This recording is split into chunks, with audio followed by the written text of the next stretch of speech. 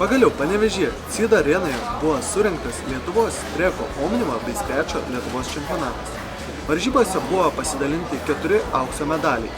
Skrečio rungtyje nugalėjo Aušrinė Trebaitė bei Darius Džervus omnimo, Olivija Bališytė bei Gediminas Kaupas. Nesenai vyko 2016 metų geriausių sportininkų rinkimai, kuriuose geriausių dviratininkų buvo nominuoti Ramūnas Navardauskas, Olivija Bališytė bei Simona Krupeckaitė. Simona Krupeckaitė ne tik pelnė geriausių dviratininkės apdovanojimą, bet ir geriausios Lietuvos sportininkės apdovanojimą. Ji aplenkė tokias sportininkės kaip Meilutytė bei Asadauskaitė.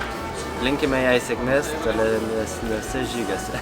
2016 metais buvo suburta pirma profesionali dviračių komanda Baltic Stanky Vairas, kurią sudarė vien lietuviai, o jau nuo šių metų, 2017 metų, išvysime dar vieną komandą, tai Klaipėda Cycling Team, kurią sudarys jauniai ir jaunimas. O jau nuo 2018 metų šioje komandoje išvysime tik U23 grupėje važiuojančius sportininkus. Sėkmės jiems! Bitėdis Barsukas. Turbūt jums iškyla klausimas, kas gi tai? Tai 2015 metų geriausias Lietuvos sportininkas Ramūnas Navardauskas.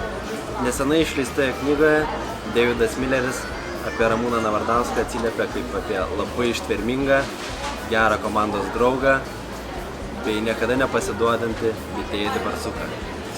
Džiaugiamės jo nuopelnais ir linkime visokeriopos sėkmės Bahrain Merida komandoje. Ramūnai, tik žiūrėk, kad Nibalis nenuplauktų nuo rato.